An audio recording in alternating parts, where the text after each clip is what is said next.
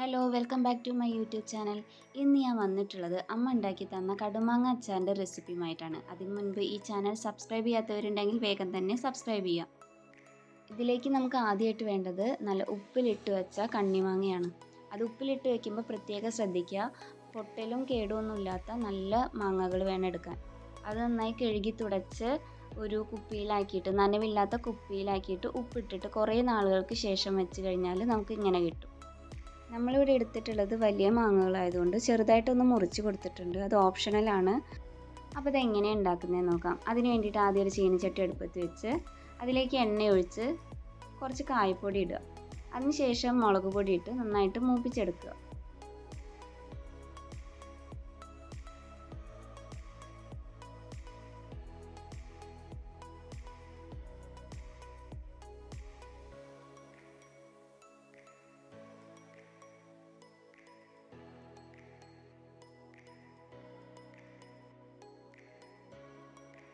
അതിനുശേഷം അതിലേക്ക് Kashmiri chilli powder കൂടെ ഇട്ടിട്ട് മൂപ്പിച്ചെടുക്കുക.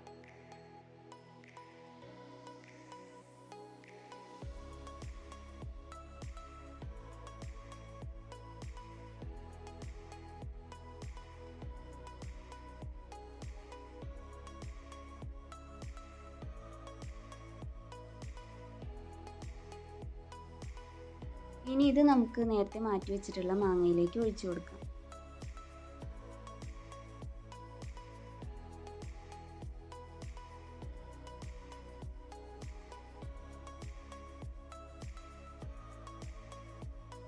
ഇത് നന്നായി ചേർത്ത് ഇളക്കിയതിന് ശേഷം ഇതിലേക്ക് ആവശ്യത്തിന് ഉലുവാപ്പൊടി ഇട്ട് കൊടുക്കുക.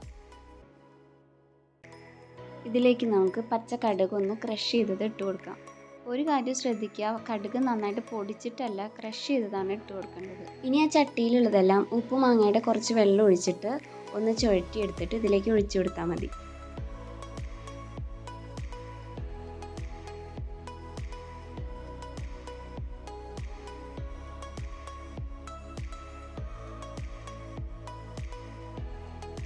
ഇനി ഇത് നന്നായിട്ട് മിക്സ് ചെയ്ത് കൊടുക്കുക.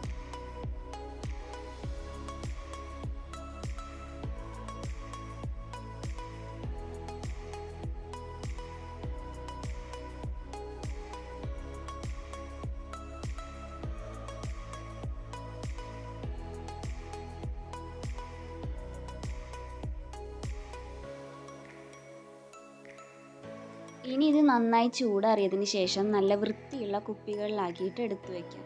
എത്ര നാൾ വേണമെങ്കിലും ഇത് കേടുവരാതെ ഇരുന്നോളും.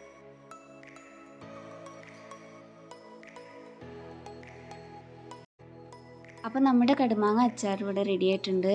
അതിൻ്റെ ആ ചാറ് മാത്രം മതിയിട്ടാണ് നമുക്ക് ചോറുണ്ണാനായിട്ട്.